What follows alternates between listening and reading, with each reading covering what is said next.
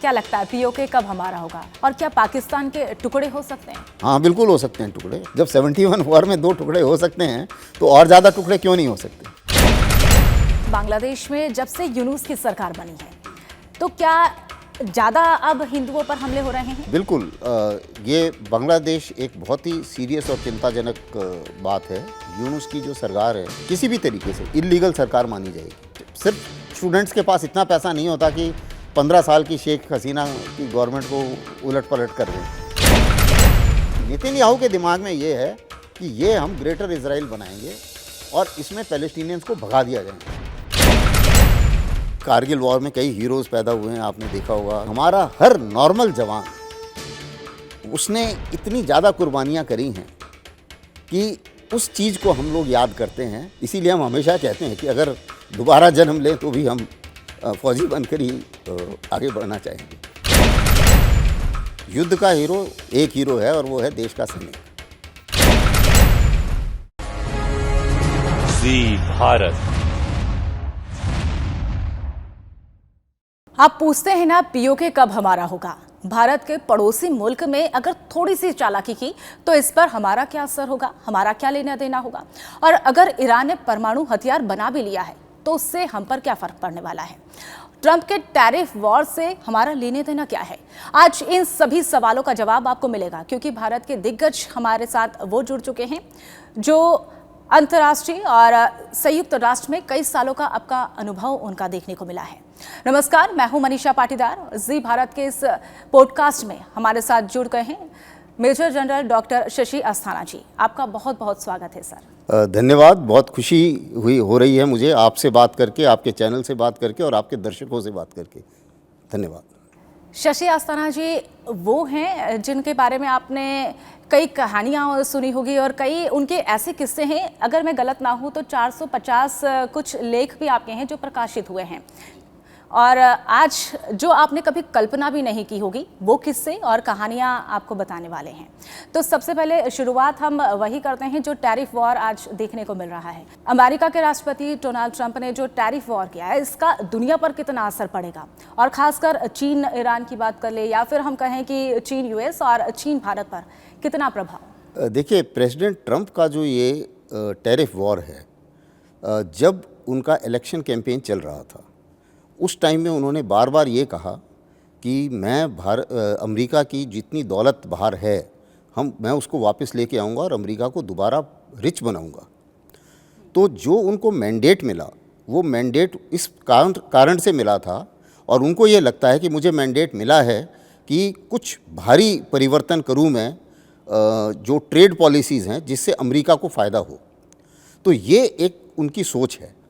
अब इस सोच को उन्हें लगता है कि इलेक्शन में, क्योंकि ये मेरे से अपेक्षा की है जो मेरे वोटर्स हैं और मेरे को इतनी बड़ी मेजॉरिटी मिली है, तो इसके ऊपर मुझे कुछ ना कुछ करना है और ऐसा कुछ करना है जो पहले किसी ने नहीं किया। तो इस चीज़ को मद्देनज़र रखते हुए उनके दिमाग में ये है कि मैं कैसे अमेरिका का फ़ायदा करूं।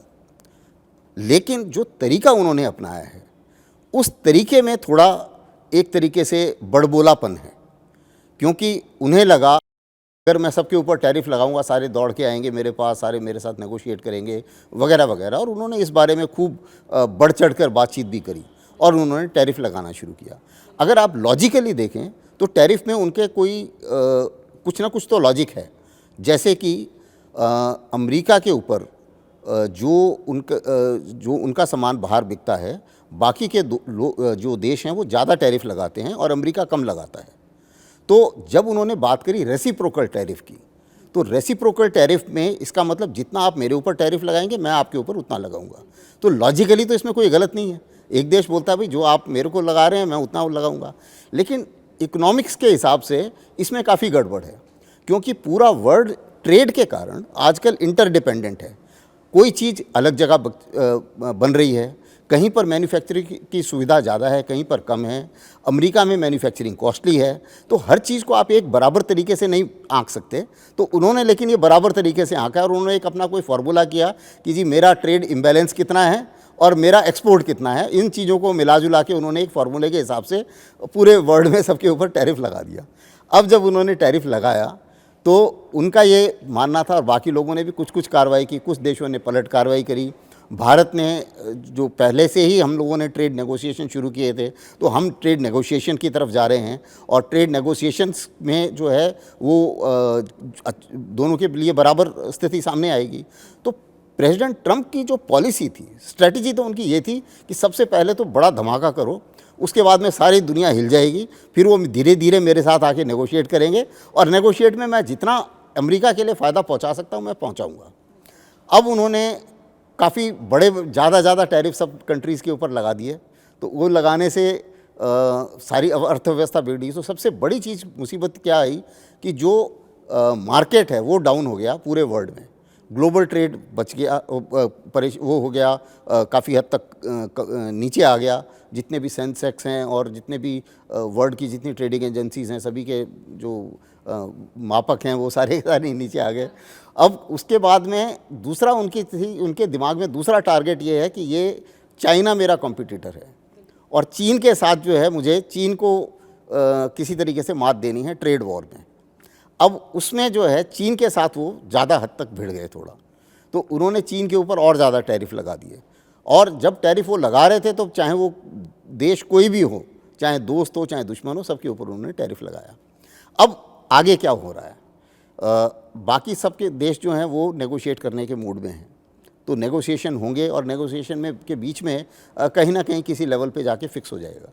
कुछ चीज़ें उन्होंने अपनी बढ़ावा कर देने की कोशिश करी, जैसे स्टील एल्युमिनियम पर उन्होंने स्टैंडर्ड टैरिफ लगा दिया था, तो वो सभी का चल रहा है। उसके ऊपर भी कुछ ना कुछ जाहिर है कि बातचीत होगी। जो इनके दो देश हैं पड़ोसी देश, कनाडा और मैक्सिको, उनके ऊपर काफ़ी असर पड़ा है, क्योंकि उनका सबसे ज़्यादा एक्सपोर्ट जो है वो अमेरिका में जाता है और रोज़मर्रा की चीज़ें जो हैं वो अमेरिका की वहाँ से आती हैं और चीन से आती हैं। इसलिए अब नॉर्मल अमेरिकन को नुकसान हो रहा है। तो अब जब उनको परेशानी हो रही है तो ट्रंप के ऊपर प्रेशर भी आ रहा है। अब क्या हुआ कि उन्होंने चीन के साथ वो भिड़ गए, चीन के ऊपर उन्होंने टैरिफ लगाया, चीन ने और लगा दिया। फिर अब जब 125% तक चीन पहुंचा तब इन्होंने उसको 245% कर दिया। अब 245% जो है ये एक तरीके से ईगो की लड़ाई हो गई है, क्योंकि ये प्रैक्टिकल नहीं है। जाहिर है कि इसका मतलब है कि भाई आप हमारे यहाँ ट्रेड मत कीजिए। तो चीन ने बोला है कि भाई अब मैं फिगर गेम में नहीं जा रहा हूँ, मैं 125 के ऊपर नहीं जाऊँगा, लेकिन मैं बाकी जो लड़ाई है उसमें मैं बाकी हथियार वो इस्तेमाल कर रहा है। जैसे कि उसने बोइंग का ऑर्डर कैंसिल कर दिया, उसने फिर और चीज़ों का ये कैंसिल कर दिया कि अब कोई भी कंपनियों को धमकी दे दी कि भाई आप वहाँ पर इन्वेस्ट ना करें। तो इससे इसमें फर्क तो ये कहा जा सकता है, अमेरिका को लेकर जब डोनाल्ड ट्रंप ये टैरिफ का ऐलान कर रहे थे तो उन्होंने ये कहा था 1 अप्रैल को करेंगे तो लोग ये सोचेंगे अप्रैल फूल मनाया। तो मतलब ये अप्रैल फूल अब कहा जा सकता है कि ट्रंप को चीन के द्वारा बनाया जा सकता है? नहीं, अप्रैल फूल की बात तो नहीं है। अभी ये दोनों भिड़ेंगे कुछ समय तक और उसके बाद में जाहिर है कि कोई ना कोई नेगोशिएशन होगी, क्योंकि ये 245% टैरिफ जो है वो अनमैनेजेबल है और उसका असर ना सिर्फ चीन के ऊपर पड़ेगा, अमेरिका के ऊपर खुद पड़ेगा। उनकी खुद की जो आर्थिक स्थिति है वो चरमरा जाएगी। तो ये ज़्यादा दिन तक सस्टेनेबल होने वाला नहीं है। नेगोशिएशंस पूरे वर्ल्ड से होंगे, लेकिन ये है कि कुछ हद तक वो जो उनका टारगेट है कि जो मेरे पास पहले डील्स चल रही थी उससे शायद मैं अमेरिका के लिए कोई बेटर डील ले पाऊँ, लेकिन इसमें टर्बुलेंस इतना ज़्यादा हो गया है कि जितने भी उनके इकोनॉमिस्ट्स हैं उनको लग रहा है कि शायद इससे हम लोग रिसेशन में जा सकते हैं और वो रिसेशन जो है उससे हम रिकवर कर पाएंगे या नहीं कर पाएंगे ये भविष्य में देखना पड़ेगा। तो ये एक दो धारी तलवार है जो उन्होंने छोड़ दी है। अब उसका असर कितना होगा ये थोड़ा देखना पड़ेगा। जहाँ तक भारत का सवाल है, एक ये डबल अपॉर्चुनिटी है, यानी कि नुकसान तो है क्योंकि ज़्यादा टैरिफ से हमें भी परेशानी तो होगी, थोड़ी हमारी भी जो एक्सपोर्ट थे उसमें फ़र्क पड़ेगा। और अभी वो कह रहे हैं कि फार्मास्यूटिकल्स में अभी तक टैरिफ नहीं लगा था तो हमारे इतना ज़्यादा हमें फ़र्क नहीं पड़ रहा था, लेकिन अगर वो फार्मास्यूटिकल्स पर टैरिफ लगाते हैं तो उससे फिर हमें और ज़्यादा फ़र्क पड़ेगा। लेकिन हम लोग नेगोशिएशन कर रहे हैं तो मुझे उम्मीद है कि कोई ना नेगोशिएशन करके हम लोग कुछ ना कुछ बेटर पोजीशन में आ जाएंगे। दूसरी सबसे बड़ी चीज़ ये है कि जितने मैन्युफैक्चरिंग कंट्रीज़ हैं, जैसे चीन है, वियतनाम है, मैक्सिको है, इन सब जो भारत के कॉम्पिटिटर्स थे मैन्युफैक्चरिंग में, उनको ऊपर भारत से ज़्यादा टैरिफ है।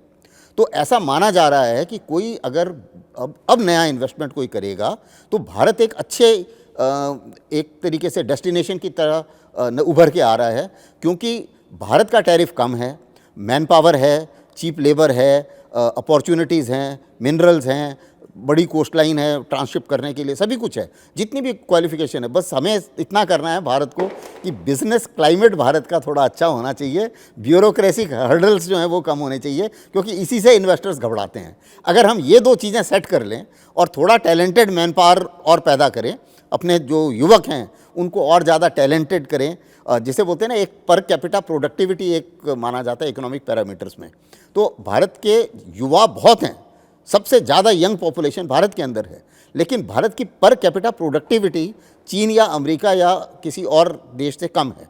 तो पर कैपिटा प्रोडक्टिविटी बढ़ाने के लिए क्या करना चाहिए? Skilling, upskilling, reskilling. अगर ये 3 चीज़ें हम करते हैं, और इसके ऊपर आज की गवर्नमेंट काफ़ी इसके ऊपर ध्यान भी दे रही है, तवज्जो भी दे रही है, एफर्ट्स भी कर रही है, तो मुझे लगता है कि भारत की अर्थव्यवस्था के लिए अच्छी बात है। और हालांकि पूरा दुनिया चरमरा रही है इकोनॉमिक उसमें, लेकिन भारत इसको सर्वाइव भी करेगा, और मुझे लग रहा है कि भारत अच्छे तरीके से उभर के आगे आएगा। यानी कि मोदी और ट्रंप की जो जोड़ी है वो सलामती की दुआएं जो दी जा रही है, और कहा जाता है जब टैरिफ लगा था तो जोड़ी पर भी कई सवाल उठे थे, तो वो अब सलामत यहाँ पर देखने को मिल सकते हैं। लेकिन इसी बीच अगर हम उस जंग की बात कर लें जिसमें आप शामिल हुए, उसके कोई दिलचस्प ऐसे किस्से जो आप हमारे दर्शकों के साथ साझा करना चाहते हैं? देखिए, मैंने जब से मैं कमीशन हुआ 78 से, उसके बाद में जितने भी मेन ऑपरेशंस हुए हैं सभी में मैंने हिस्सा लिया था। कारगिल वॉर के टाइम में मैं कमांडिंग ऑफिसर था। बिल्कुल। अभी कारगिल वॉर में कई हीरोज़ पैदा हुए हैं, आपने देखा होगा कितने विक्रम बत्रा हैं ये, और जो उसके ऊपर टीवी ने, वो एक पहली ऐसी लड़ाई थी जिसको पूरे देश ने टीवी के ऊपर बहुत अच्छी तरीके से देखा, और उसकी सब के पास यादें हैं। लेकिन जब मैं याद करता हूँ उस वॉर को, जब मैं कमांडिंग ऑफिसर था, तो मैं याद करता हूँ उन लोगों की जिनको या तो अवार्ड नहीं मिला या जो बैकग्राउंड में रहते हैं। यानी कि हमारा हर नॉर्मल जवान, उसने इतनी ज़्यादा कुर्बानियाँ करी हैं कि उस चीज़ को हम लोग याद करते हैं, और उससे ही हमें हिम्मत मिलती है। मैं आपको एक वाक़या सुनाना चाहूँगा कि उसी दौरान पाकिस्तान से फायरिंग आई काफ़ी, और मेरे 2 जवान हताहत हुए, और एक जवान के दाहिने हाथ में इतनी गोलियां लग गई थी, तो डॉक्टर ने मुझे बोला कि सर इसका दाहिना हाथ काटना पड़ेगा, अगर हाथ नहीं काटेंगे तो ये मर जाएगा, तो आपकी परमिशन चाहिए हाथ काटने के लिए। तो मैंने कहा ठीक है, अगर कोई तरीका नहीं है तो चलो कोई बात नहीं, ठीक है। तो उसने वहीं पे पोस्ट में, क्योंकि हॉस्पिटल तक ले जाने तक वो मर जाना था, तो उन्होंने क्या करा कि जब ये हुआ तो मैंने बोला कि ठीक है, लेकिन जब कल होश आएगा तो इसके सामने मैं खुद हाजिर होऊंगा। तो अगले दिन तब तक हम उसको रातों रात वहीं पे पोस्ट पर ही ऑपरेशन करा, जो भी उसके पास सामान था, और उसके बाद में फिर नीचे लेके गए, और जब उसको होश आया तो मैं उसके सामने था, तो उसकी समझ भी नहीं आया क्या हुआ, बैंडेज लगी हुई थी। तो उसको मैंने बताया कि बेटे आपको गोली बहुत लग गई थी, आपकी जान तो हम बचा सके लेकिन आपका हाथ नहीं बचा सके। तो उस समय सबसे पहले तो उसको खूब रोना आया, लिपट गया वो मेरे साथ, और पहला सेंटेंस उसके दिमाग में, उसके मुंह से निकला कि साहब कुछ और पाकिस्तानी मारने के बाद अगर हाथ कटता तो ज़्यादा अच्छा होता। और उसके बाद तो ये पहला उसका सेंटेंस निकला। उसके बाद में मैंने उसको बोला बेटे आपके कोई रिश्तेदार है यूनिट में, तो मैं उसको फ़ोन करके मैं उसको बुलाता हूँ। उसने बताया, मैं फ़ोन करने चला गया। तब वो मेरे डॉक्टर को बोलता है कि साहब मैं क्या करेगा, मेरे को रोना बहुत आ गया, और हमारे यहाँ सीओ को गाँव बूढ़ा बोलते हैं। बोलता मैं गाँव बूढ़ा का मैंने ड्रेस भिगा दिया।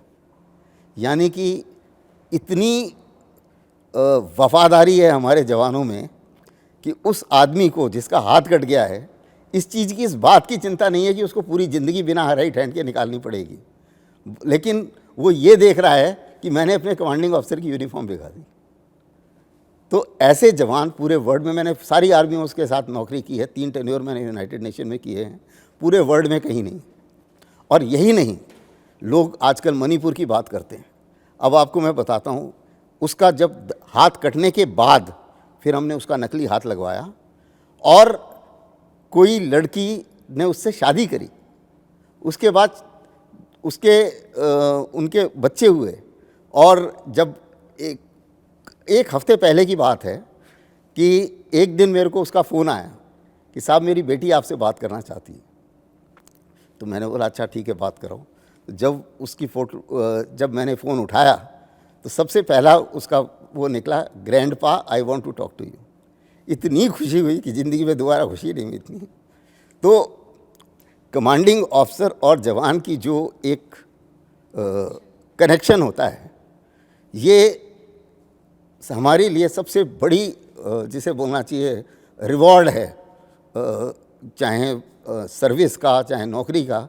इसीलिए हम हमेशा कहते हैं कि अगर दोबारा जन्म लें तो भी हम फौजी बनकर ही आगे बढ़ना चाहेंगे। ये कनेक्शन तो आपकी आंखें, ये नम आंखें ही बता रही है कि क्या आपका वो कनेक्शन, क्या वो लगाव यहाँ पर देखने को मिलता है। और जो जवान वहाँ पर मौजूद रहते हैं, वो जो देश की सेवा करते हैं, उन तमाम सवाल जो हैं वो ये नम आंखें दे रही हैं। लेकिन जब हम करगिल का जिक्र कर रहे हैं, करगिल की बात कर रहे हैं, तो अगर करगिल युद्ध की बात करें तो उसका हीरो किसे कहा जा सकता है? देखिए, युद्ध का हीरो मैं किसी एक आदमी के ऊपर केंद्रित नहीं करूँगा। युद्ध का हीरो देश का सैनिक, सिंपल एक हीरो है और वो है देश का सैनिक। और बाकी जो हैं इंडिविजुअल एक्शंस हैं, और इंडिविजुअल एक्शंस के मुताबिक हम लोग आंकते भी रहते हैं। लेकिन सबसे बड़ी चीज़ जो उभर के सामने आई थी कि वो ये थी कि हमने स्ट्रेटेजिक प्लानिंग इस किस्म की कि लड़ाई को बढ़ाया ना जाए, लड़ाई को एक जगह पर केंद्रित रखा जाए, ताकि पूरे देश को उस लड़ाई का, बड़ी लड़ाई का भार ना उठाना पड़े। और जो लोग हमारी सरहद में घुस गए थे, उन पहाड़ियों से उनको पीट कर उनको मार मार के बाहर निकाला, और उसको एक्सपेंड नहीं किया लड़ाई को। क्योंकि अगर लड़ाई एक्सपेंड होती है तो उसके ऊपर खर्चा आता है, देश का खर्चा बढ़ता है। क्योंकि आजकल की लड़ाई बहुत महंगी लड़ाई होती है, और अगर भारत ने ग्रो करना है तो ये यकीन करना पड़ेगा कि हमें उसे केंद्रित रखें। उसको केंद्रित रखने में हमें काफ़ी तकलीफ़ें भी हुई हैं, क्योंकि अगर आप देखें उन पहाड़ियों के ऊपर हमने सीधा फ्रंटल असॉल्ट करना पड़ा, एकदम उनके सामने से जाके गाना पड़ा, और वो ऊपर बैठे हुए थे और वो देख के मार रहे थे। तो उसमें कैजुअल्टीज़ भी हुई हमारी, काफ़ी कैजुअल्टीज़ हुई। लेकिन फिर भी हमने उसको फैलाया नहीं। हालांकि बड़ा आसान तरीका था कि वो कारगिल में बैठे हैं तो हम जाके राजस्थान में उनके किसी शहर को पकड़ के बैठ जाते हैं, वो अपने आप उतरेंगे। लेकिन उसमें क्या है कि लड़ाई बढ़ जाती है और उसका खर्चा फिर उतना ही ज़्यादा बढ़ जाता। तो ये लड़ाई 2-3 चीज़ों के लिए याद रखी जाएगी कि भारत की स्ट्रेटजी किस किस्म से रही। पाकिस्तान को बाहर खदेड़ा भी हमने, और उसकी कॉस्ट भी इतनी नहीं बढ़ी, और हमने एक मैसेज भी दिया कि भारत की सरहद से कोई समझौता नहीं कर सकता, और चाहे कोई कितना भी हीरो बने। लेकिन और अक्सर माना जाता है, वो पाकिस्तान बोलता रहता है कि जी ये तो टेररिस्ट थे।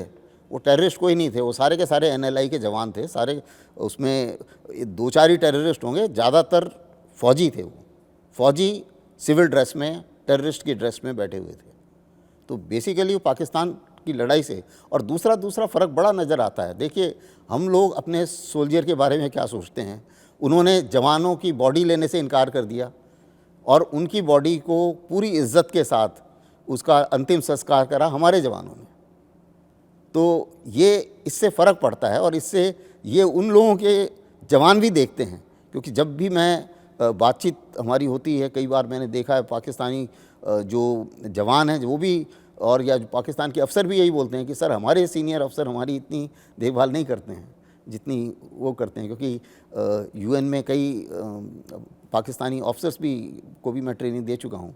तो उस हालत में साफ नज़र आता है कि जो हमारी लीडरशिप है, जवान और अफसर के बीच में जो एक क्लोजनेस है, उसका कोई वर्ड में मुकाबला नहीं है। और भारत के जवानों का तो इसमें कोई वर्ड में कोई कंपैरिजन नहीं है। They are better than anybody else. बिल्कुल। तो एक अनोखा रिश्ता वहाँ पर पनपता है, एक अनोखा प्यार, वो स्नेह के साथ आप लोग वहाँ पर रहते हैं। अगर आप जिक्र बार बार पाकिस्तान का जब हो रहा है, तो पाकिस्तान के आर्मी चीफ का वो बयान जो भारत और पाकिस्तान के लिए उन्होंने दिया है, उस पर आपका क्या कहना है? देखिए, पाकिस्तान के आर्मी चीफ की एक सबसे बड़ी प्रॉब्लम इस समय ये है कि उनको उन्हीं के देश में जो तहरीक तालिबान पाकिस्तान है और जो बांग्लादेश ये बलूचिस्तान लिबरेशन आर्मी है, वही उनको गिन गिन के मार रहे हैं। तो अभी उनसे वो नहीं संभल पा रहा है। उसी के साथ साथ वो बड़े खुश हो रहे थे कि हमने तालिबान को वहाँ पर गद्दी पर बैठा दिया। अभी वो तालिबान भी उनके पीछे पड़ा हुआ है। उसके बाद वो हालत उनसे संभल नहीं रही है। अब इनकी प्लेबुक है, जितने भी पाकिस्तानी जनरल होते हैं, कि जब भी आपको लगता है कि पूरे देश को ये बताना है कि भाई पाकिस्तान आर्मी ही आपके लिए सब कुछ है और आप हमें ही सपोर्ट कीजिए, पॉलिटिशियंस कुछ नहीं है, और जो जितना भी अगर हम देश को इकट्ठा रख सकते हैं तो वो हम ही रख सकते हैं। और उससे क्या है कि उनको वो कोशिश करते हैं कि सारे लीवर जो हैं पावर के, वो उनके पास रहे। तो एक नैरेटिव वो इस्तेमाल करते हैं, एक तो भारत को गालियाँ दो, दूसरा कश्मीर की बात करो, और तीसरा रिलीजन की बात करो कि जी हमारा अलग रिलीजन है, हम भारत के हम हिंदू नहीं हैं, ऐसा उन्होंने अपनी स्पीच में बोला। और पार्टीशन की बात करी कि टू नेशन थ्योरी के ऊपर पार्टीशन हुआ। अब मैं इसको सबसे पहले इस जो मिथ है इसको मैं ब्रेक करना चाहूँगा, क्योंकि ये कई लोगों को इस तथ्य के बारे में मालूम नहीं है। पार्टीशन की बात पहले करते हैं। देखिए, पार्टीशन के दो एंगल हैं। एक एंगल तो ये है कि जिन्ना और नेहरू दोनों प्राइम मिनिस्टर बनना चाहते थे और जिन्ना ने बोला जी मेरे को एक मुस्लिम देश चाहिए वगैरह वगैरह, ये एक तथ्य है। दूसरा तथ्य ये है कि ब्रिटिश जब भारत छोड़ना चाहते थे, उनको ये पता था कि अगर ये जॉइंट हिंदुस्तान रहेगा तो ये मेरी बात नहीं सुनेगा, ये इतना पावरफुल हो जाएगा। और उनके दिमाग में ये था, ब्रिटिश और अमेरिकन के दिमाग में, कि हम यूएसएसआर को कैसे तोड़ें, सोवियत यूनियन को कैसे तोड़ें। और सोवियत यूनियन आप समझ लीजिए कि जो सेंट्रल एशियन रिपब्लिक हैं वहाँ तक था। तो उनके दिमाग में ये था कि अगर ये पाकिस्तान वाला हिस्सा, गिलगिट बाल्टिस्तान वाला हिस्सा हमारे पास आ जाए, या हम एक ऐसा देश बना दें जो हमारी सुने इस बारे में, तो हमें फ़ायदा हो सकता है। तो उन्होंने क्या करा कि पाकिस्तान, जो ये गिलगिट बाल्टिस्तान और पीओके जिसे हम बोलते हैं, उसमें एक इनके कमांडर थे, उसको बोला कि आप सरेंडर कर दो पाकिस्तान आर्मी को। तो जब 47-48 में हम लड़ाई लड़ रहे थे, हमने उस पूरे एरिया को कैप्चर कर लेना था। हमारे पास फ़ौज भी थी और जनरल करियप्पा तैयार भी थे इस बारे में। लेकिन उन्होंने क्या करा कि उससे सरेंडर करवा दिया पाकिस्तान आर्मी को। और दूसरी चीज़, हमारी पॉलिटिशियन से थोड़ी गलती ये हुई, इधर भी commander in chief British army का, उधर भी commander in chief British army का, दोनों ऑर्डर ले रहे हैं ब्रिटिश से। तो उन्होंने क्या करा कि भाई ये हमें सूट करता है कि ये वाला हिस्सा पाकिस्तान बन जाए, और इसको हम दो ऑर्गेनाइजेशन थी, सीटो और सेंटो, इसमें हम शामिल कर लें। तो ये आ गए अमरीकी और वेस्टर्न खेमे में। तो पाकिस्तान आपने देखा होगा तब से लेके अभी कुछ ही समय पहले तक अमेरिका उनको सपोर्ट करता रहता था। 71 में भी अमेरिका ने सपोर्ट किया था उनको। तो ये सारे के सारे इस चक्कर में थे कि ये एरिया हमें मिल जाए ताकि हम सोवियत यूनियन को तोड़ सकें। और ये उन्होंने इसको हवा दी। तब उन्होंने दोनों को, जिन्ना को इधर से, नेहरू को इधर से, वो सबको और ज़्यादा एक तरीके से सामरिक तौर पे इस तरीके से तैयार किया कि ये हिंदू मुस्लिम के हिसाब से या जो कुछ भी कहें देश के पार्टीशन हो जाए। तो ये पार्टीशन हुआ। अब इन लोगों का क्या कहना है, पाकिस्तान आर्मी रेडिकलाइज्ड हो गई है। उनको ये लगता है कि इस्लाम से हमें शक्ति मिलेगी और जिहाद के नाम पर जो हमारा देश है वो कुछ भी कर सकता है, भूखे भी रह जाएंगे तो हमें गालियाँ नहीं देंगे। तो वो इसी चक्कर में है और इसीलिए वो ऐसे बोलते रहते हैं। तो अब जो उन्होंने ये जो कुछ भी बोला, बेसिकली ये एक तरीके से अपने देशवासियों को, पीओके वालों को, सभी को वो एक तरीके से इकट्ठा करने की कोशिश कर रहे हैं कि भैया तुम हमें इतनी गालियाँ मत दो, और उनसे कंट्रोल हो नहीं पा रहा है। पीओके में भी अभी गड़बड़ हुई थी, इसीलिए वो कश्मीर की बात कर रहे हैं। पीओके में भी काफ़ी प्रोटेस्ट हो रहे हैं। उन्होंने भी अल्टीमेटम दिया था कि अगर आप ये कुछ नहीं कर पाते हैं तो हम तो सिग्नल भी दे रहे हैं कि भाई हम भारत के साथ मिलना चाहते हैं। जहाँ तक पीओके का सवाल है, इसमें कोई शक नहीं होना चाहिए पाकिस्तानियों को और मेरे हिसाब से किसी भी देशवासी को, भाई पीओके हमारा हिस्सा है। जब महाराजा हरी सिंह ने इंस्ट्रूमेंट ऑफ एक्सेशन साइन किया, वो आधे कश्मीर के लिए नहीं किया था, वो 100% पूरा कश्मीर के लिए किया था, जिसमें जो भारत के पास इस समय कश्मीर है वो पीओके है और गिलगिट बाल्टिस्तान है और सक्सगाम वैली है, ये सारा, और अक्साई चीन है, ये पूरा का पूरा उसमें शामिल था। तो लीगल डॉक्यूमेंट सिर्फ एक वही है। यूएन का कोई भी रेजोल्यूशन, पहली बात तो किसी चीज़ को, लीगल डॉक्यूमेंट को ओवररूल नहीं कर सकता। दूसरी चीज़ ये है कि उस रेजोल्यूशन में भी यही था कि पहले पाकिस्तान आर्मी वहाँ से हटे, उसके बाद बात की जाएगी। तो पाकिस्तान आर्मी कभी हटी नहीं, तो वो रेजोल्यूशन कभी लागू नहीं हुआ। उसके बाद में भारत ने सर्वसम्मति से वहाँ पर इलेक्शन भी करवा दिए, और हमने अपनी पार्लियामेंट में और कश्मीर असेंबली में वैकेंसीज रखी हुई हैं पीओके के लिए भी और गिलगिट बाल्टिस्तान के लिए भी, क्योंकि हम मानते हैं कि ये हमारा है और ये अपने आप कभी शामिल हो जाएगा, या अपने आप शामिल होगा, या एक तरीका, एक जब एनवायरनमेंट और सही मौका होगा तो उस मौके पर हम उसको भारत के साथ उसका विलय होना ही है। वो हमारा हिस्सा है, हम लेके रहेंगे। बिल्कुल, ये हमारा हिस्सा तो हम लगातार कहते हैं, लेकिन क्या लगता है पीओके कब हमारा होगा, और क्या पाकिस्तान के टुकड़े हो सकते हैं? हाँ, बिल्कुल हो सकते हैं टुकड़े। पहली बात ये है क्योंकि पहले टुकड़े हो चुके हैं। जब 71 वॉर में 2 टुकड़े हो सकते हैं तो और ज़्यादा टुकड़े क्यों नहीं हो सकते, पहली बात। दूसरी चीज़ ये है कि उसको पीओके कब हमारा होगा, इसको मैं प्रैक्टिकल तौर पे समझाऊंगा, स्ट्रैटेजिक तौर पे। देखिए, किसी भी ऐसे एक्शन के लिए कई चीज़ों की ज़रूरत होती है। सबसे पहले पीओके में लोग इतने परेशान हों कि वो पाकिस्तान गवर्नमेंट से तंग आ जाएं, जैसे कि बांग्लादेशी परेशान हो गए थे जब 71 से पहले। तो वो एनवायरनमेंट होना चाहिए। वो एनवायरनमेंट अभी है, लेकिन उतना भयानक नहीं है जितना 71 में बांग्लादेश में था। दूसरी चीज़ है कि लीडरशिप एक अच्छी होनी चाहिए। जैसे बांग्लादेश में मुजीबुर रहमान की लीडरशिप थी, और उसने बोला कि नहीं, मुझे अलग होना है, स्वतंत्र होना है, मैं बहुत परेशान हो गया हूँ इन लोगों से, और इन लोगों ने हमारे ऊपर बहुत जातियाँ कर दी हैं। तो जातियाँ वहाँ हो रही हैं, इसमें कोई शक नहीं है, लेकिन उनकी एक कंसोलिडेटेड लीडरशिप उभर के सामने नहीं आई है। उसके बाद में फिर उन्होंने भारत से मदद मांगी। इस केस में ये दोनों चीज़ें जो हैं अभी इसमें थोड़ी सी अभी उस स्टेज पर नहीं पहुंची है। तीसरी चीज़ ये है कि वर्ल्ड ओपिनियन हमारे साथ होना चाहिए।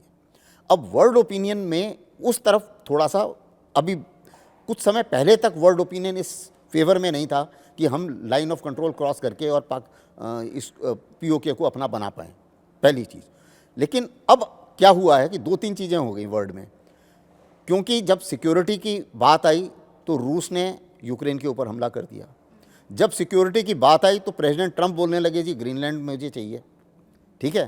तो जब ये उनको अपनी सिक्योरिटी की जब पड़ी है तो हमें भी तो अपनी सिक्योरिटी की पड़ी है। तो अब कोई ये नहीं बोल सकता कि जी आप अपनी सिक्योरिटी के बारे में ऐसे क्यों बात कर रहे हैं। तो एक तरीके से जो इंटरनेशनल एनवायरनमेंट है वो शायद कुछ हद तक, अब तीसरी चीज़, पाकिस्तान की अहमियत कम हुई है काफ़ी हद तक।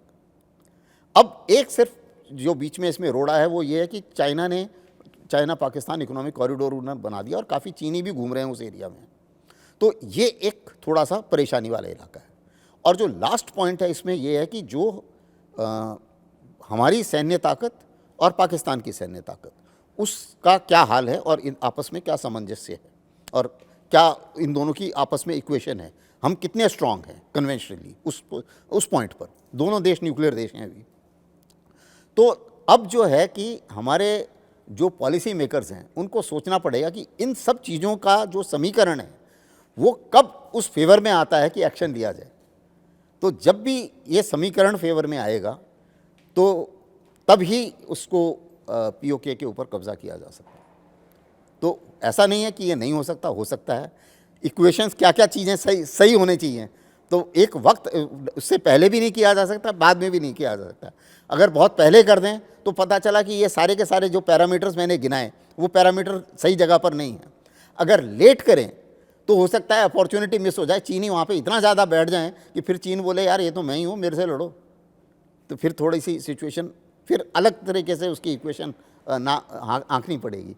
ये मतलब ये है पीओके हमारा था, हमारा है और हमारा रहेगा। और कभी ना कभी ऐसा आएगा, क्योंकि देखिए अगर बलूचिस्तान अभी आज़ादी मांग रहा है, खैबर पख्तूनवा आज़ादी मांग रहा है, तो जाहिर है कि पीओके भी किसी न किसी दिन एक सिचुएशन होगी, कोई ना कोई लीडर पैदा होगा, और जब वो लीडर एक पूरी जो डिस्ग्रंटलमेंट है उसको एक साथ सिनर्जाइज कर सकेगा, एक साथ इकट्ठा करके और एक एक्शन के लिए तैयार होगा, वो टाइम आएगा, वो वक्त होगा जब उसको भारत पीओके को वापस शामिल करेगा। अब बात अगर बांग्लादेश की करें तो बांग्लादेश में जब से यूनूस की सरकार बनी है तो क्या ज़्यादा अब हिंदुओं पर हमले हो रहे हैं, ऐसा कहा जा सकता है, क्योंकि लगातार हिंदुओं पर वहाँ पर हमले देखने को मिल रहे हैं? बिल्कुल, ये बांग्लादेश एक बहुत ही सीरियस और चिंताजनक बात है।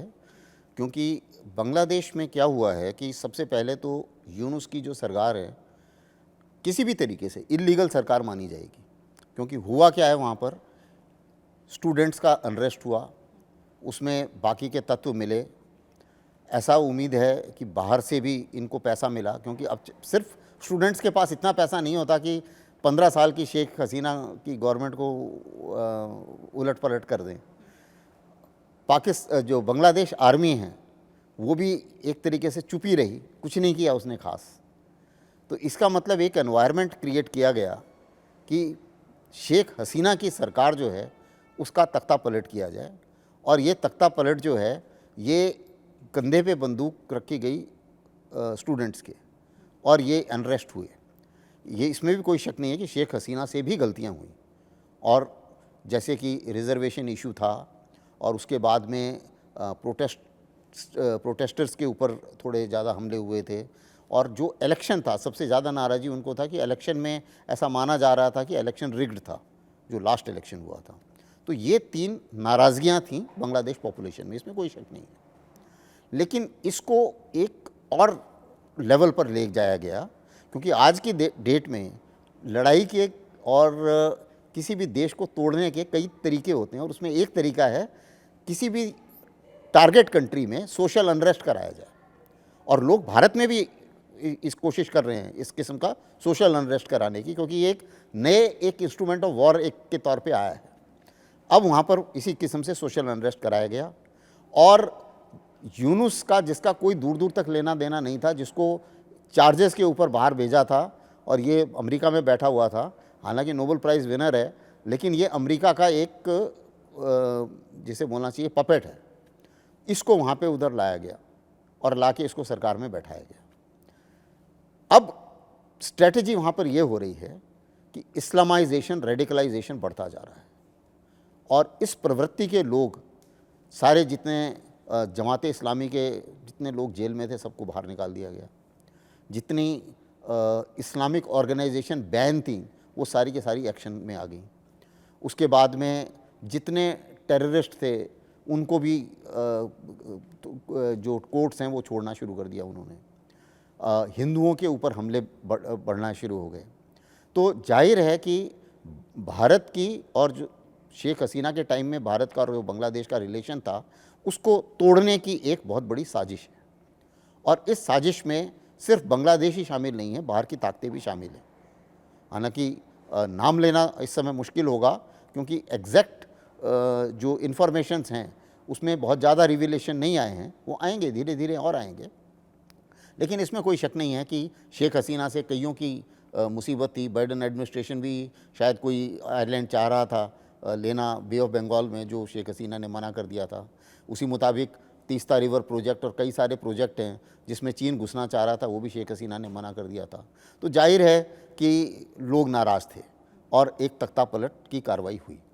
अब ये जो तख्ता पलट की कार्रवाई है, इसमें हालांकि भारत ने जितने भी पड़ोसी देश हैं सबके साथ भारत बोलता भी आपकी अंदरूनी मामलात में हम दखल नहीं देते, ना कोई हमारे अंदरूनी मामलात में दखल दे। ये भारत की पॉलिसी रही है और काफ़ी समय से रही है। लेकिन बांग्लादेश के केस में अब ये हो गया है कि जो कुछ भी वो वहाँ कर रहे हैं वो सिर्फ अंदरूनी मामले वाला हिस्सा नहीं रहा। क्यों? क्योंकि अभी आप देखें, जब ये यूनुस चीन गए तो इन्होंने 2 बातें जो बोली उससे कुछ हद तक उनको डिकोड किया जा सकता है। एक तो इन्होंने बोला कि जो तीस्ता रिवर प्रोजेक्ट है उसमें हम चीन को दे सकते हैं, पहली बात। दूसरा इन्होंने बोला कि एक जो एयरफील्ड है जो हमारे चिकन नेक के बहुत पास है, उसको बोला कि वो हालांकि ये अभी तक कोई कॉन्ट्रैक्ट साइन नहीं हुआ है, लेकिन ऐसा माना जा रहा है कि शायद चीन उस एयर स्ट्रिप को बनाना चाह रहा है। वो भारत के लिए बहुत खतरे वाली बात है, क्योंकि वो चिकन नेक के बहुत नज़दीक है। यानी कि इनडायरेक्टली उसने चिकन नेक पे एक टिप्पणी कसी कि चिकन नेक जो है वो लैंडलॉक है और नॉर्थ ईस्ट लैंडलॉक्ड है।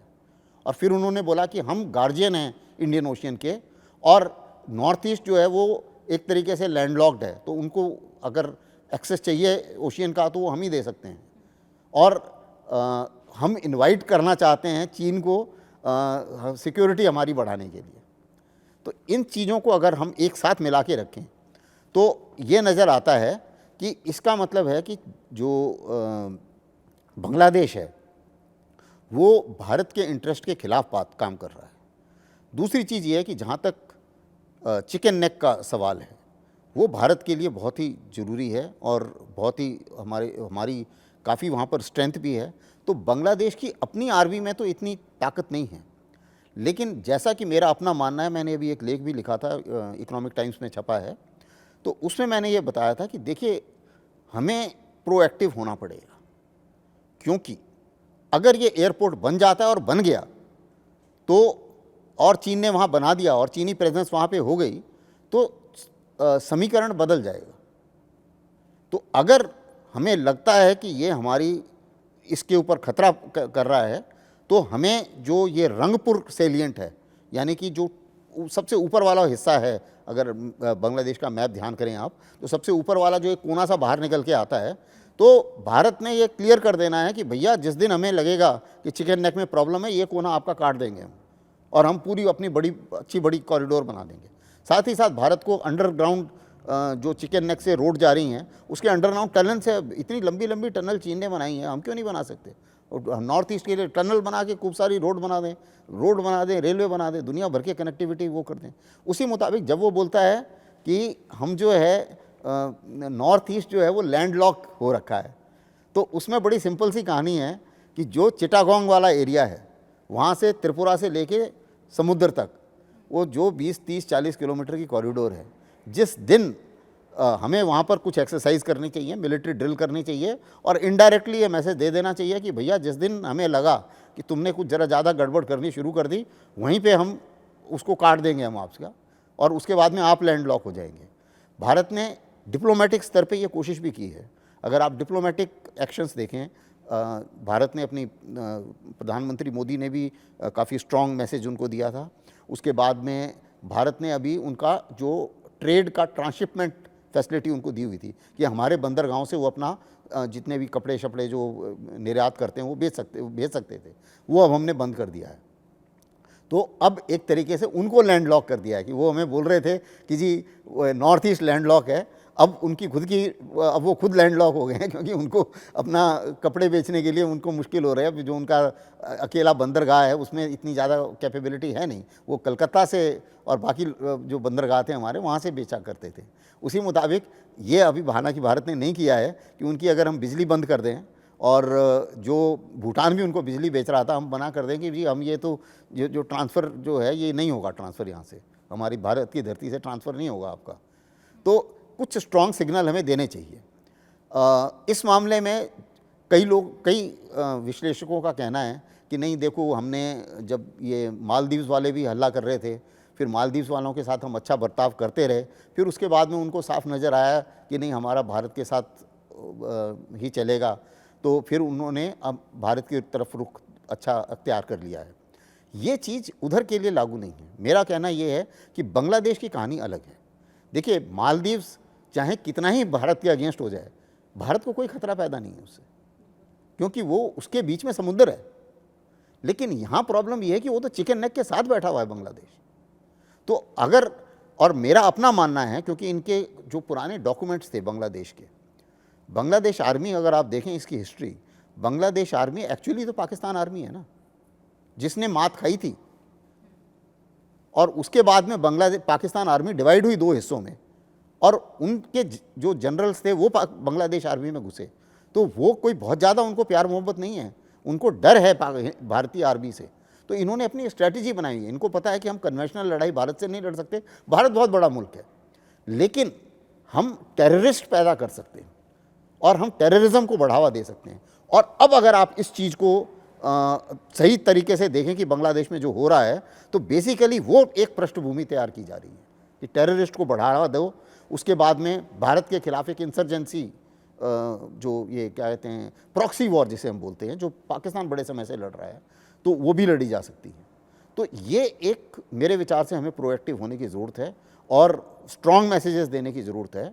और उसी में मैं तो अपनी तरफ से काफ़ी मैंने रेकमेंड किया है कि कुछ बड़ी एक्सरसाइजेज होनी चाहिए चिकन नेक के दोनों तरफ, ताकि उनको भी ये लगे और थोड़ा ट्रुप कंसंट्रेशन दिखाएं कि भाई हम ये जो भारत है, इन्होंने ये क्लियर कट मैसेज दे रहा है कि ज़्यादा हल्ला मत करो, जिस दिन ज़्यादा बकवास करोगे आपका रंगपुर भी चला जाएगा और आपका चेटागोंग भी चला जाएगा। ये मैसेज होना चाहिए भारत की तरफ से। बिल्कुल, मतलब इससे ये समझा जा सकता है कि दूसरों के लिए कुआं खोद रहे थे लेकिन गिरे खुद ही, लेकिन अब भारत वहाँ पर अडिग खड़ा है। चलिए, अगर अब हम बात कर ले ईरान या हमास की, तो इन दोनों के बीच में जो चल रहा है, अब उसका अंत कहाँ समझा जा सकता है, उसका अंत कब होगा? देखिए, जो इज़राइल और हमास के बीच में जो लड़ाई हुई थी, आपको पता होगा 7 अक्टूबर में जो कुछ भी हुआ, उन्होंने मारकाट करी और उसके बाद में इज़राइल घुस गया। तो इसमें ऐसा है कि जो हमास ने करा वो टेररिस्ट एक्ट था, उसको पूरे वर्ल्ड ने कंडम किया, भारत भी उसको कंडम करता है, और वो एक तरीके से बहुत ही गिरी हुई किस्म की हरकत थी जो नहीं होनी चाहिए थी। उसके बाद में इज़राइल का हमास के ऊपर हमला करना बिल्कुल वाजिब है, हमास को मारना भी वाजिब है, लेकिन इज़राइल ने जितने ज़्यादा पैलेस्टीनियन अभी मारे हैं उससे वर्ल्ड ओपिनियन इज़राइल के खिलाफ जा रहा है, क्योंकि काफ़ी एट्रोसिटीज़ हुई हैं, एड बंद कर दी, बच्चे मैक्सिमम बच्चे, औरतें और रिपोर्टर्स और यूएन स्टाफ और एड वर्कर्स जो ये इज़राइल हमास वॉर में मरे हैं, किसी लड़ाई में नहीं मरे। तो ये एक ऐसी मुसीबत है जिसमें इज़राइल को अपना, जो इज़राइल का पक्ष इतना स्ट्रॉन्ग नहीं है, और जितने भी अरबिक कंट्रीज़ हैं, मुस्लिम कंट्रीज़ हैं, वो इज़राइल के ख़िलाफ़ खड़े हैं। अब इस हालत में इज़राइल ने और क्या क्या किया, अगर आप देखिए, ऊपर लेबनान में भी उसने हमला करा हिजबुल्लाह के ऊपर, जाहिर है कि हिजबुल्लाह भी हमला कर रहा था, तो हिजबुल्लाह के ख़िलाफ़ भी, लेकिन उधर भी बहुत उन्होंने सिविलियन मारे हैं। उसके बाद वेस्ट बैंक में तो कुछ खास नहीं हुआ था, लेकिन वेस्ट बैंक के ऊपर भी उन्होंने हमला करा, उधर भी कब्ज़ा कर रहे हैं। उसके बाद अब वो सीरिया में भी घुस गए हैं, सीरिया में भी। तो अभी हम लोग, पहले वेस्टर्न वर्ल्ड की का रुख अलग है, देखिए अभी वेस्टर्न वर्ल्ड का भी दो पक्ष नज़र आ रहे हैं कि उनको एक क्या कहते, दो अलग तरीके से आंकते हैं। अभी जब रशिया ने यूक्रेन के ऊपर हमला करा तो वो तो बोलते हैं जी पुतिन टेररिस्ट है, इन्वेजन कर दिया वगैरह वगैरह। अभी नेतन्याहू हर रोज़ ही इन्वेजन करे जा रहा है, उसको कोई कुछ नहीं बोल रहा है। वेस्टर्न कंट्रीज़, बाहर के लोग बोल रहे हैं, वेस्टर्न कंट्रीज़ कोई कुछ नहीं बोल रहा है। अब मुसीबत क्या है कि जो, अगर आप पूरे एरिया को देखें, इज़राइल, वेस्ट बैंक और गाज़ा, ये इज़राइलीज़ को भी इसी में रहना है और पैलेस्टीनियंस के भी इसके अलावा कोई है नहीं दूसरा घर उनका, तो दोनों को इसी घर में रहना है। और ये टू नेशन चाहे जो भी कहा जाए, लेकिन इन दोनों को रहना तो उसी लैंड मास के अंदर दोनों को रहना है। लेकिन नेतन्याहू के दिमाग में ये है कि ये हम ग्रेटर इज़राइल बनाएंगे और इसमें पैलेस्टीनियंस को भगा दिया जाए यहाँ से। तो उन्होंने उनकी स्ट्रैटेजी ये है कि मार मार के इनको भगा दो यहाँ से सबको।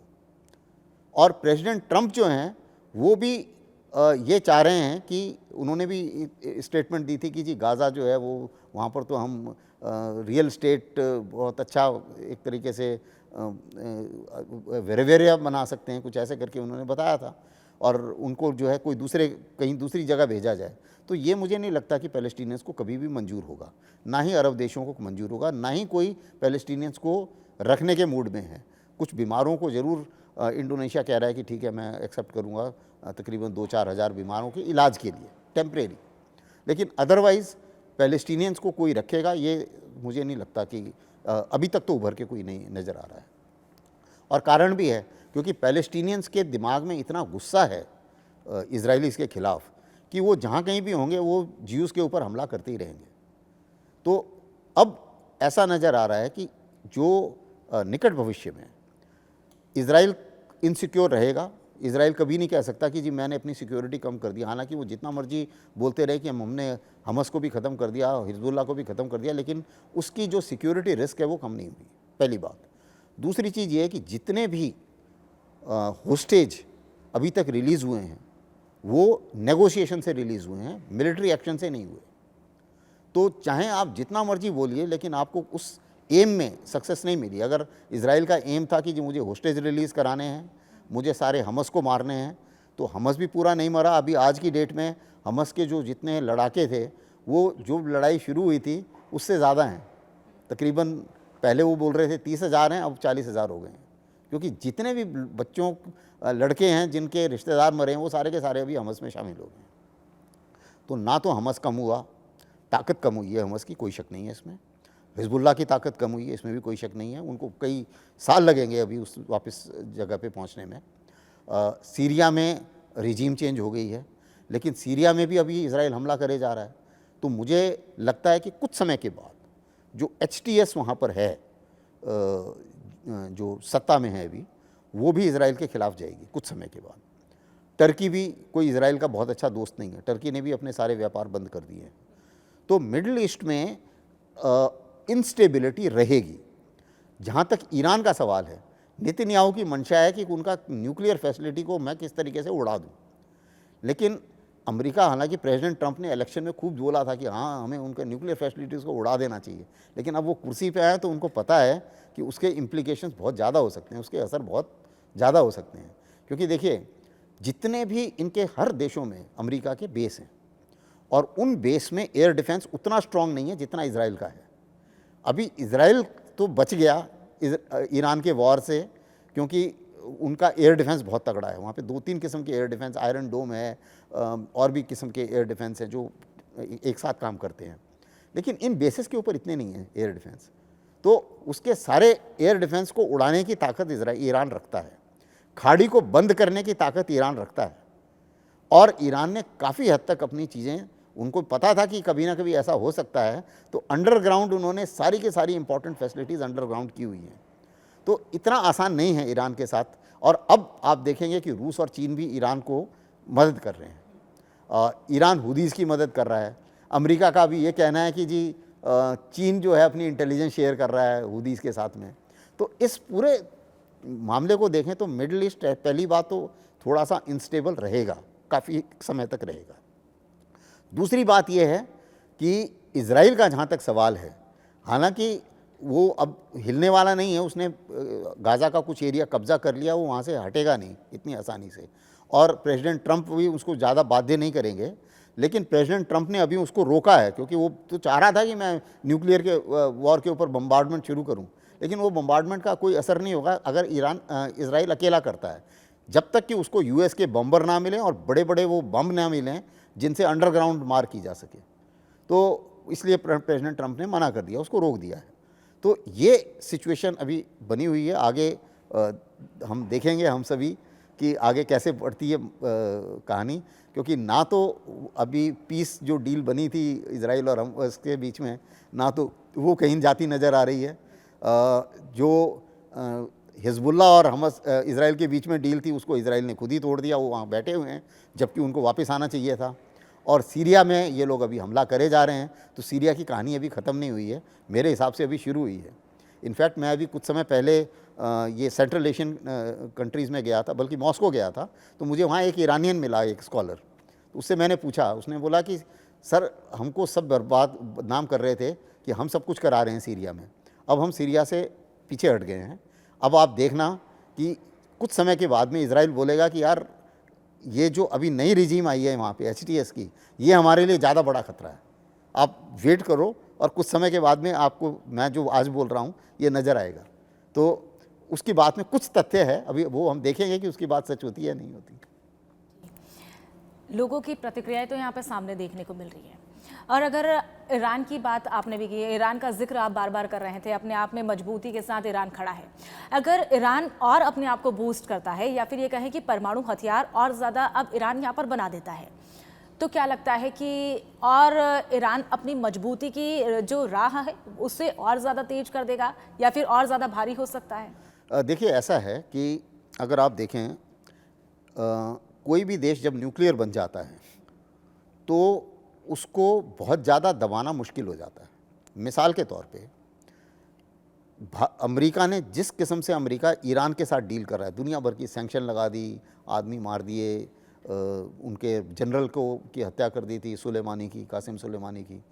कभी उसने नॉर्थ कोरिया के साथ ऐसा नहीं किया, क्योंकि नॉर्थ कोरिया ने न्यूक्लियर बम बना दिया है और उसको पता है कि ये हमारे गुआम में ठोक देगा अगले दिन न्यूक्लियर बम। तो ईरान के दिमाग में ये घुस गया है, खुमैनी के दिमाग में घुसा हुआ है कि यार अगर जब तक हम बम नहीं बनाएंगे हमें धमकाया जाएगा, बम तो हमने बनाना ही बनाना, ऐसा ईरान का मानना है। अब ईरान इस स्थिति में है कि वो उन्होंने एनरिचमेंट वो बढ़ाते गए और अब इस स्थिति में है कि कुछ ही समय में कोई बोलता है 3 महीने, कोई बोलता है 6 महीने, कोई बोलता है 15 दिन, लेकिन काफ़ी नज़दीक हैं वो न्यूक्लियर बम बनाने के। और उनका ये कहना है कि अगर आप हमारे ऊपर हमला करोगे तो हम एकदम न्यूक्लियर बम बना देंगे। तो ऐसा माना जा रहा है कि वो इस हालत में हैं। दूसरी चीज़ ये है कि जो पूरी जियोपॉलिटिक्स वर्ल्ड की जिस तरीके से चेंज हुई, यानी कि अमेरिका भिड़ गया पहले रूस के साथ में और अब चीन के साथ भिड़ रहा है। अगर चीन और रूस ने थोड़ी सी मदद कर दी तो बम तो बनने में कोई ज़्यादा वक्त नहीं लगेगा। तो ये एक इक्वेशन ऐसी है। और ईरान अपनी जो न्यूक्लियर बनाने की जो उसकी सोच है वो बदल दे, मुझे नहीं लगता, क्योंकि उसको पता है कि मेरा सर्वाइवल खतरे में आ जाएगा अगर मैं ये न्यूक्लियर बम का रास्ता छोड़ दूं। तो मुझे नहीं लगता कि वो ये रास्ता छोड़ने वाले हैं। इसलिए ये जो डील जिसकी बात कर रहे हैं प्रेसिडेंट ट्रंप, इतनी आसान नहीं है, उसमें मुसीबत होने वाली है थोड़ी सी। हालांकि प्रेसिडेंट ट्रंप कोशिश ये कर रहे हैं कि मुझे दोबारा लड़ाई में ना घुसना पड़े या बॉम्बिंग कैंपेन में ना जाना पड़े, क्योंकि देखिए बॉम्बिंग से इतना ज़्यादा नहीं होता फ़ायदा। लड़के ये लोग देख लिया इन्होंने, अफ़गानिस्तान में 20 साल तक लड़े, उसके बाद में फिर तालिबान को सत्ता दे के वापस आना पड़ा। पहली बात, हुदीज़ के ऊपर इन्होंने इतने अटैक कर दिए हैं, ऐसा माना जा रहा है कि 1 बिलियन का तो एमुनिशन डाल चुके हैं हुदीज़ के ऊपर, $1 बिलियन का।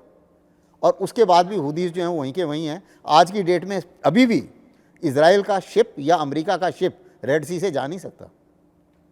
डर तो है, क्योंकि होता क्या है कि 10 शिप में से अगर उन्होंने एक के ऊपर भी मार दिया तो बाकी सारे शिपिंग कंपनी डर जाती हैं। पैसा तो सबको प्यारा है ना, सब डर जाते हैं। और हुदीज़, अच्छा दूसरी चीज़ ये, जब तक आप सोल्जियर ग्राउंड में नहीं उतारेंगे आप किसी टेरर ग्रुप को बिल्कुल ख़त्म नहीं कर सकते। अभी तो इजराइल दोबारा सोल्जियर उन्होंने उतार दिए हैं और फिर भी हमास अभी तक ख़त्म नहीं हुआ। तो इतनी आसानी से ये ख़त्म नहीं होता है।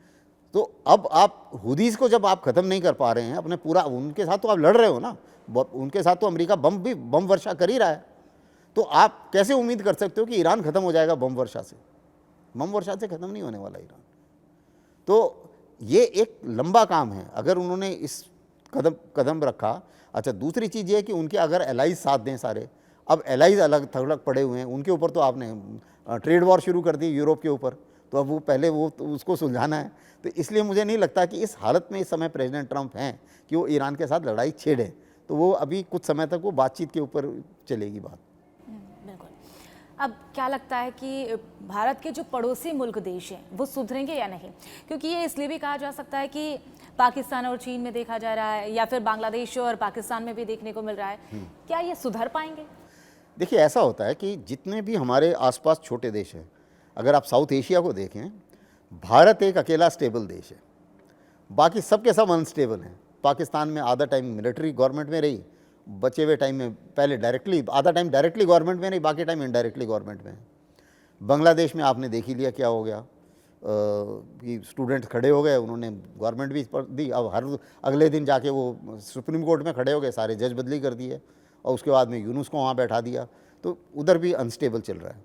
मालदीव्स में भी आपने देखा कि पूरा रेडिकलाइज हो चुका है, उधर भी गवर्नमेंट बदल जाती है हर।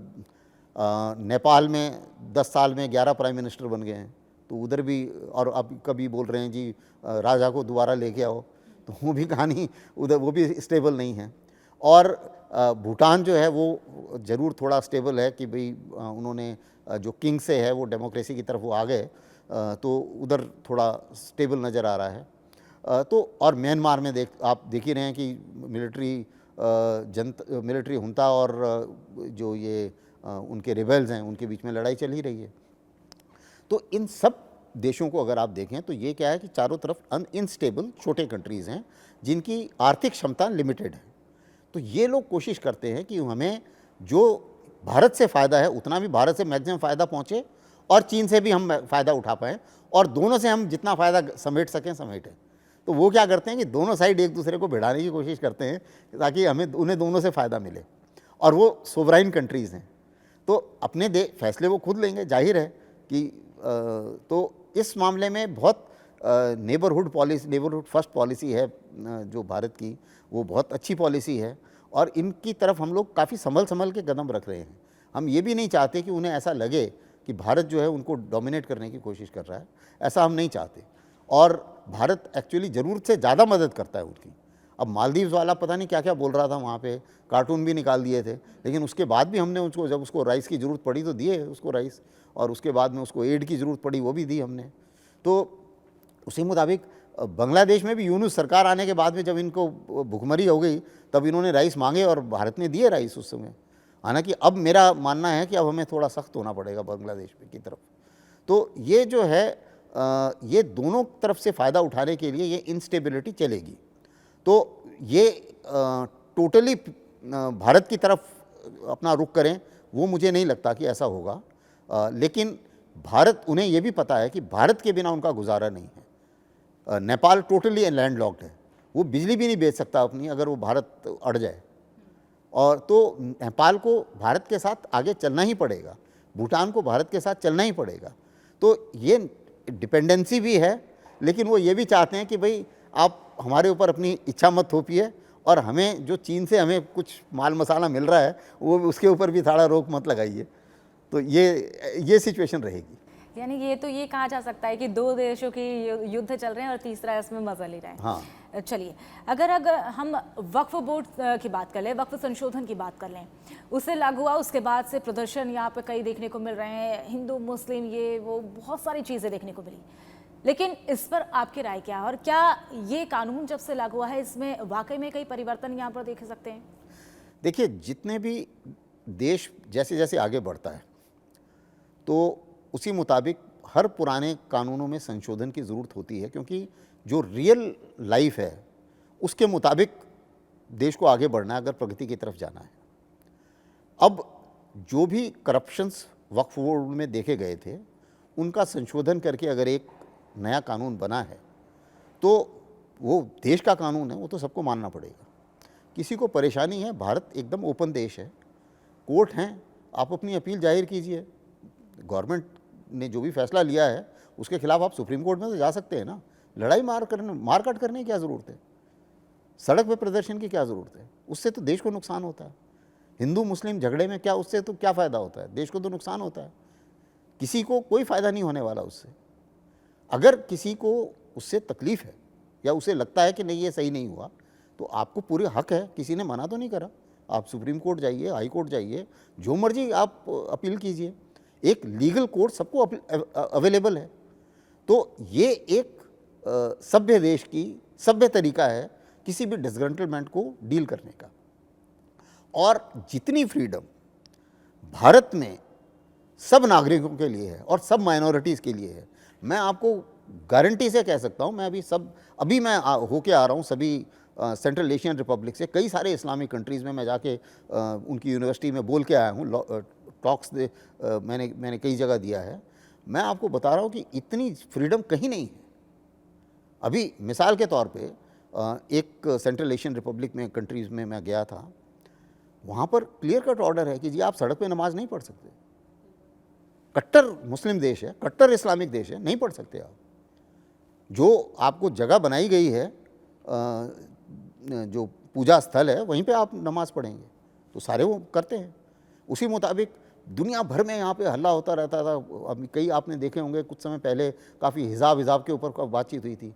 उस यूनिवर्सिटी में कट्टर इस्लामिक कंट्री है, मैंने लेक्चर दिया, 2000 बच्चों में से अगर 1000 गर्ल्स स्टूडेंट होंगी, मुश्किल से 4 बच्चियों ने हिजाब सिर कवर किया हुआ होगा, बाकी सब मॉडर्न ड्रेस में थी।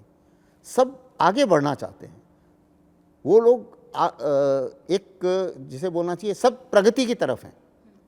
पढ़ाई लिखाई प्रगति, इन चीज़ों की तरफ हमारे सब यूथ का दिमाग जाना चाहिए। और रिलीजन सब एक है। भारत, देखिए हम फौजी आदमी हैं, हमारे लिए सब एक बराबर है। हम लोग मंदिर भी जाते थे, मस्जिद भी जाते थे, चर्च भी जाते थे। मेरे जवान हिंदू भी थे, क्रिश्चियंस भी थे, कुछ मुस्लिम्स भी थे, मैं तीनों जगह जाता था। हमारे यहाँ आर्मी में कॉन्सेप्ट है सर्व धर्म स्थल, यानी कि उसी के अंदर मस्जिद भी होगी, मंदिर भी होगा और चर्च भी होगा, इकट्ठे तीनों होते हैं। उसी मुताबिक हम अपने रिलीजियस टीचर्स जो होते हैं उनको ट्रेन करते हैं। और जैसे हमारे यहाँ ग्रंथी हो गया या मौलवी हो गया या जो ये होता है पंडित हो गया, ये तीनों स्टडी करते हैं तीनों रिलीजन्स को। और किसी को कोई परेशानी नहीं होती। तो और फौज में आप देखिए, और भारत के लिए तो इतनी ज़्यादा आप स्वतंत्रता है भारत में। हमारे प्रेसिडेंट माइनॉरिटी से हो चुके हैं, हमारे जिसे बोलना चाहिए आर्मी के चीफ माइनॉरिटी से हो चुके हैं। अब और क्या इससे ज़्यादा हो सकता है, और एक नहीं कई हो चुके हैं। तो इससे ज़्यादा तो बाकी सब मानते हैं कि भारत में बहुत ज़्यादा स्वतंत्रता है, लेकिन चक्कर ये कि भारत में स्वतंत्रता बोलने की भी है, तो लोग बोलते भी काफ़ी हैं। और दूसरी मुसीबत क्या है कि हर कुछ पॉलिटिकल पार्टीज़, और मेरे विचार से कई पॉलिटिकल पार्टीज़, ये किसी भी मुद्दे को उन्हें पॉलिटिक्स ढूंढनी होती है। तो वक्फ बोर्ड में भी पॉलिटिक्स ढूंढी जा रही है। तो ये थोड़ा दुर्भाग्यपूर्ण है, क्योंकि बड़ी चीज़ें देश की सोचनी चाहिए। तो मेरे विचार से संशोधन सही है गलत है वो सुप्रीम कोर्ट को फैसला करने दो यार, आप लोग क्यों परेशान हो रहे हो। और अगर आपको लगता है कि नहीं, आप अपना पक्ष रखिए, किसी ने मना तो नहीं किया।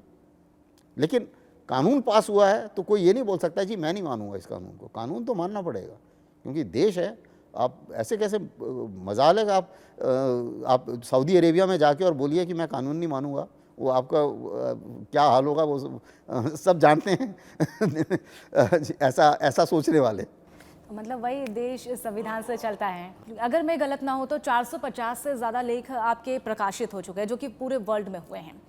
अगर युवाओं के लिए कहें, उन लेख को जो प्रेरणा स्रोत उनके लिए माना जा सकता है, एक हमारे दर्शकों के लिए आप लास्ट संदेश क्या देना चाहते हैं? देखिए, सबसे पहले तो मैं लेख की बात करूं। लिखना एक बहुत ही एक तरीके से, अगर आप जब लिखते हैं एनालिटिकल तौर पे और न्यूट्रल होके लिखते हैं, तो पूरा वर्ल्ड आपको बहुत ध्यान से देखता है और पढ़ता है। अभी मैंने कई ऐसे लेख लिखे हैं जिसमें मैं यूरोप को ही क्रिटिसाइज़ कर रहा हूँ और वो यूरोप में ही छप रहे हैं। उसी मुताबिक अमेरिका को क्रिटिसाइज़ कर रहा हूँ, लेकिन अमेरिका में छप रहा है। तो अगर आपके लेख में तथ्य है और एक लॉजिक फ्लो करता है, तो पूरे वर्ल्ड में सब उसको सुनते हैं और ध्यान से सुनते हैं। और युवाओं के लिए मेरा ये कहना है कि अपनी जो भी आपकी सोच है उसको लिखना जो है एक तरीके से बहुत अच्छा माध्यम है। आप लिखिए, बोलिए, जिस चीज़ में भी आप कंफर्टेबल हैं, और हर कोशिश कीजिए कि हर एक जगह जाकर आप अपनी बात को रख पाएँ सामने। और अगर वो न्यूट्रल है, लॉजिकल है, तो पूरा वर्ल्ड उसको बहुत अच्छी तरीके से सुनेगा। बाकी जहाँ तक देश के युवाओं का सवाल है, मैं सिर्फ ये बताना चाहूँगा कि हम सब भारत हैं, और हम उम्मीद करते हैं युवाओं से कि जिस किस्म का भारत मेरी जनरेशन को, हम लोग अभी बुढ़े हो रहे हैं, मेरी जनरेशन ने जो भारत आपको दिया है, आप लोग इतने इंटेलिजेंट हैं, आप लोग इतने प्रतिभापूर्ण हैं कि आप एक नया भारत ऐसा बनाएंगे जो उस भारत से काफ़ी अच्छा है जो मेरी जनरेशन ने आपको दिया है। और आपको इसको इम्प्रूव करना चाहिए। हर एक आदमी ये सोचता है कि देश मेरे लिए क्या करता है या मैं क्या कर रहा हूँ। हम लोग क्रिटिसाइज़ करते रहते हैं कई बार। आप ये मत सोचिए कि देश ने आपके लिए क्या किया, आप ये सोचिए कि आप देश के लिए क्या कर सकते हैं। कमियां हैं वर्ल्ड में, कोई भी जिसे बोलते हैं ना राम राज्य कहीं नहीं है। अमेरिका में भी दुनिया भर की मुसीबतें हैं, गन कल्चर रोज़ है, इतने आदमी रोज़ मर जाते हैं जितने हमारे दंगों में नहीं मरा है, उससे ज़्यादा तो उनके 2 महीने में गन कल्चर में मर जाते हैं, हालांकि वो सबसे पुरानी डेमोक्रेसी है। तो कोई भी देश राम राज्य नहीं है, हर एक देश में कमियां हैं, व्यवस्था में कमियां हैं। लेकिन हमारा काम है कि जो कुछ भी मैं इम्प्रूव कर सकता हूँ वो मैं करूँ, चाहे मैं किसी भी स्टेज पर हूँ। अगर मैं छोटा बच्चा हूँ तो अगर मुझे पेड़ लगाना है वो भी मैं देश के लिए कंट्रीब्यूट कर रहा हूँ। अगर मैं पत्रकार हूँ तो अगर मैं न्यूट्रल पत्रकारी कर रहा हूँ, जस्टिफाइड पत्रकारी कर रहा हूँ, मैं देश के लिए कंट्रीब्यूट कर रहा हूँ। अगर मैं किसी भी स्टेज पर हूँ, अगर मैं देख रहा हूँ कि भाई सड़क में लाइन ठीक नहीं लगी है और मैं उसको बोलता हूँ कि जी ठीक लाइन से खड़े हो जाओ, वो भी मैं कंट्रीब्यूट कर रहा हूँ देश के लिए। तो हर छोटे बड़े जगह पर आप कंट्रीब्यूट कीजिए अपने देश के लिए, और तभी ये देश बनेगा। और हमें सबसे चीज़ ये है कि चाहे देश हमारा कैसा भी है, हमें गर्व होना चाहिए हमारे देश के ऊपर। और जब हम अपने देश के नाम से गर्वित होते हैं तो हमारा हर एक एक्शन ऐसा होगा जो कि हमारे देश की प्रतिष्ठा को आंच नहीं आने देगा। वो बहुत ज़रूरी है। अगर हर एक भारतीय ऐसे सोचने लगे तो मुझे नहीं लगता कि देश नंबर 1 देश पूरे वर्ल्ड में बनने से कहीं भी चूक सकता है। सब कुछ तो है हमारे पास, इतनी पॉपुलेशन है, रिसोर्सेज हैं। अगर हम 1300 साल तक वर्ल्ड की टॉप इकोनॉमी रहे हैं, पिछले 300 साल ही हम गड़बड़ाए हैं जब हम आज़ाद नहीं थे, तो ये कोई कारण नहीं बनता कि हम अगले 50 साल में 100 साल में देश की वर्ल्ड की टॉप इकोनॉमी नहीं बन सकते। जो कुछ अमेरिका ने 300 साल में अचीव किया है, हमें कम से कम 150 साल तो लगेंगे। हम लोग बहुत ज़्यादा जंप करने लगते हैं। 75 साल कोई बहुत ज़्यादा उम्र नहीं होती एक देश की, और 75 साल में जो कुछ भी भारत ने अचीव किया है वो कम नहीं है। काफ़ी कुछ अचीव किया है, काफ़ी कुछ करना बाकी है, लेकिन वो तभी हो सकता है जब हम सब इसमें कंट्रीब्यूट करें, क्योंकि हम सब भारत हैं। हम सब भारत है। बहुत अच्छा आपने संदेश और एक बहुत अच्छी बात ये कही है। इसी के साथ आप इतने कीमती वक्त आपने हमें दिया और इतनी अच्छी बातें, इतनी अच्छी किस्से सुनवाए, इसके लिए बहुत बहुत धन्यवाद। चौंक गए हो ना आप, क्योंकि इस पॉडकास्ट में मैंने आपसे पहले ही कहा था कई किस्से और कई कहानियां आपको सुनने को मिलेगी जो कि आपने कल्पना भी कभी नहीं की होगी, और वो हुआ भी कुछ ऐसा ही। लेकिन आपके जहन में या आपके मन में कोई और भी सवाल छूट गए हैं या फिर आ रहे होंगे, तो आप हमें कमेंट सेक्शन में ज़रूर बताइएगा, और उन सवालों के साथ हम एक बार फिर से सर से रिक्वेस्ट करेंगे और एक बार फिर से पॉडकास्ट में उन सवालों का जवाब जरूर आपको देंगे। तब तक के लिए आप देखते रहिए जी भारत और ऐसे ही प्यार देते रहिए। जी भारत।